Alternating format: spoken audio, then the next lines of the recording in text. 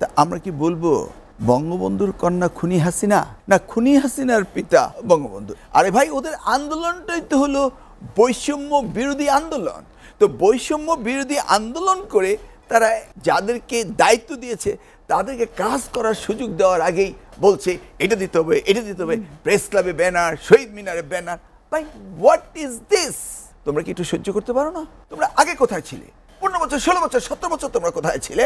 Doctor আনাময় হোসেনুল হক মিলন। মিলন ভাই, আপনি শুনছিলেন যে আমাদের দুজন তরুণ প্রজন্মের দুজন নেতার কথা আমরা শুনছিলাম যে তারুণ্যের যে শক্তি, তারুণ্য যেটি দেখালো, যেটি রাজনীতিবিদরাও বলছেন যে আমরা যেটা পারিনি সেটা তারুণ্য বা তরুণরা এটি করে দেখিয়েছে। আপনার মূল্যায়ন কি? এটি দিয়ে শুনতে চাই। আমি যেভাবে ওই দুজনের বক্তব্য শুনছিলাম, আমার কি বলার কিছু থাকতে পারে? শুধু শুনছিলামই। ধন্যবাদ আজকের এই আলোচনায় দর্শক শ্রোতা আর দুইজন আলোচক। আপনি তাদের নাম পুরোটা খুঁজছিলেন, তা আমি সাথে সাথে লিখলাম গাজী রিফাত আর গাজী সম্রাট, লিখে ফেলছি। কারণ এরা এই যুদ্ধে জয়ী হয়েছে, শহীদ হয়নি। আজকে যারা জয়ী হয়েছে তাদেরকে আন্তরিকভাবে মোবারকবাদ জানাই, আর যারা নিহত হয়েছেন, শহীদ হয়েছেন, তাদের রুহের মাগফিরাত কামনা করছি। আর যারা এখন কাতরাচ্ছেন চিকিৎসার জন্য, তাদের জন্য সুব্যবস্থা হয়, সেই জন্য আমরা চাইব সরকার সকলে যেন সহযোগিতা হাত বাড়ায় এবং আল্লাহ যেন তাদেরকে সুস্থভাবে ফিরিয়ে আনে। এটা হচ্ছে আমার প্রথম বিষয়টি। সম্রাট কথা বলছিল, আমার স্পষ্ট মনে আছে, বোধহয় জুলাই মাসের শেষের দিকে দুইটা টক শোতে আমি অ্যাটেন্ড করেছিলাম। আমি শেষেরটার দিকে, আগস্টে না, জুলাইয়ের মাঝামাঝি বা 17-18 তারিখে আমি বলতেছিলাম, হু ক্যারিজ হুজ লেগাসি? আমরা বলি কি, জাতির পিতা বঙ্গবন্ধু শেখ মুজিবুর রহমানের কন্যা শেখ হাসিনা। তা আমরা কি বলবো যে legacy is a vice versa? বঙ্গবন্ধুর কন্যা খুনি হাসিনা, না খুনি হাসিনার পিতা বঙ্গবন্ধু? এই কথাটি ওর সময় বলেছিলাম, মানে স্বাধীনতা পাওয়ার আগেই। আমি জানি এই কথাগুলো বলার পরে যদি তারা এই দেশকে স্বাধীন না করতে পারত, তাহলে নিশ্চয়ই আজকে এই টক শোতে আমাকে পেতেন না, আর ওদেরকেও পেতেন না। তো এমন একটা সিচুয়েশন, সারা দেশকে তারা জিম্মি করে ফেলেছিল। সেই জায়গাতে আমি মনে করি দেয়ার আবাবিল পাখি, তারা উড়ে এসে যুদ্ধ করে আমাদেরকে স্বাধীন করে ফেলল। এখন আমার কাছে চিন্তা যে এদের যা বয়স, তো ওরা তো জন্মের পরেই একটি স্লোগান, একটি গান, একটি কবিতা, এগুলো শুনেই তারা বড় হয়েছে, এগুলো শুনেই বড় হয়েছে। আমি তন্ময় হয়ে তাকিয়ে থাকি যে ওরা কি করে এর বাইরে কথা বলতে পারে। আমরা যখন শিখি, পরিবেশ থেকে শিখি, দেখে শিখি, ইতিহাস থেকে শিখি, বই থেকে শিখি, রেডিও টেলিভিশন থেকে শিখি। ওরা তো বঙ্গবন্ধুর বাইরে ওদের বুঝ হওয়ার পরে একটু শিখেনি। তাহলে দেখতে হবে যে তারা এই জেনারেশন জি, যাকে আপনার সঙ্গে জিন যে বলেন, তাদের মধ্যে এই ক্যাম্পেইনিংটা কীভাবে ডেভেলপ করলো? Very simple. তারা বস্তুত যা দেখছে, যা শুনছে মিডিয়া থেকে, বই থেকে, পুস্তক থেকে, আর প্র্যাকটিক্যালি এরা বাইরে এসে দেখছে it's quite different, just opposite. এই অপোজিটটা দেখতে দেখতে যতই দিন যাচ্ছে ক্রমান্বয়ে এটা স্নোবলের মতো এটা মাউন্ট হচ্ছে। দেখেন, 18 আন্দোলন করলো, সরকার কিন্তু পতন হয়নি, ট্রিক্স করে বেরিয়ে গেল, কিন্তু 2024-এ এসে আর তারা পারল না।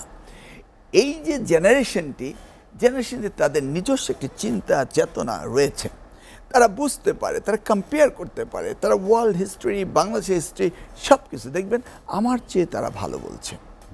এইটি হলো সেই জেনারেশন। বলল আমাদের রিফাত, চিন্তা চেতনা পচে গেছে। কাদের? আমাদের কথা বলছে, স্পষ্টভাবে বলল।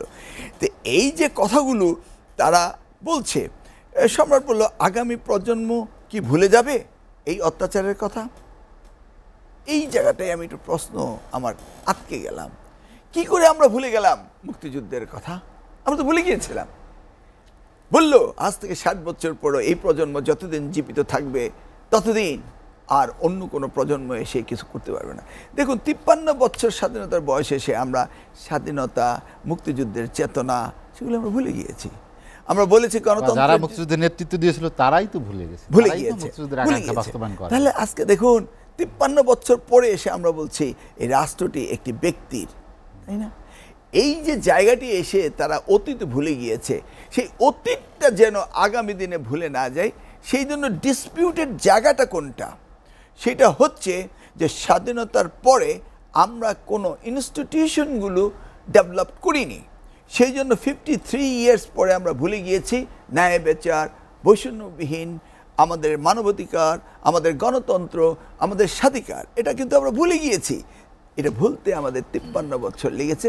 তার কারণ আমরা যারা ক্ষমতার মসনদে বসেছিলাম, আমরা সকলেই আমাদের এই ইনস্টিটিউশনগুলো আমরা আমাদের মতো করে তৈরি করেছিলাম ক্ষমতায় থাকার জন্য। সেই জন্যই দুইজন আমাদের তরুণ বক্তা তারা বলল যে না, আমাদেরকে এই সংস্কার করতে হবে, প্রাতিষ্ঠানিক সংস্কার। উভয় বলল এই প্রাতিষ্ঠানিক সংস্কারটা যদি এখন আমরা না করতে পারি, তাহলে আবার 20 হোক, 40 হোক, 60 হোক, আবার আমরা ভুলে যাব। দেখুন, সবে মাত্র একটি সরকার এসছে ওদের আন্দোলনের ফলশ্রুতিতে। আমরা প্রতিদিন দেখি তারা দাবি নিয়ে রাজপথে যাচ্ছে। আরে ভাই, ওদের আন্দোলনটাই তো হলো বৈষম্য বিরোধী আন্দোলন।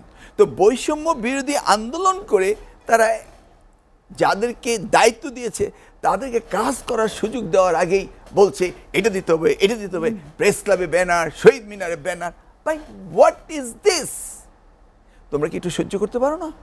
হ্যাঁ, তার মানে তোমরা আগে কোথায় ছিলে? 15 বছর, 16 বছর, 17 বছর তোমরা কোথায় ছিলে? আজকে হঠাৎ করে একটি সরকার প্রতিষ্ঠা হয়েছে যেখানে আইন আদালত কিচ্ছু নেই, তোমরা এখানে দাবি দাওয়া করছো। তার মানে আজকে ওদেরকে এখনো তারা ঘুমাতে পারছে না, তার থেকে এখনো প্রস্তুত থাকতে হচ্ছে। এই যে অনুপ্রবেশকারী, এই যে ইন্ট্রুডার যারা আজকে দাবি দাওয়া উপস্থাপন করছে, তারাই হচ্ছে এই আন্দোলনকে ভেস্তে দেওয়ার জন্য তারা মাঠে নামছে। আপনি দেখুন, বাংলাদেশের সিটিজেনরা এত ভালো। আপনার মনে আছে কিনা লস অ্যাঞ্জেলসের রাইট হয়েছিল? আপনার মনে আছে কিনা 1976-এ নিউ ইয়র্কে 12 ঘন্টার জন্য বিদ্যুৎ বিভ্রাট হয়েছিল? লিফটের ভিতরে উপর তালার মেয়েকে নিচের তালার লোক রেপ করেছে।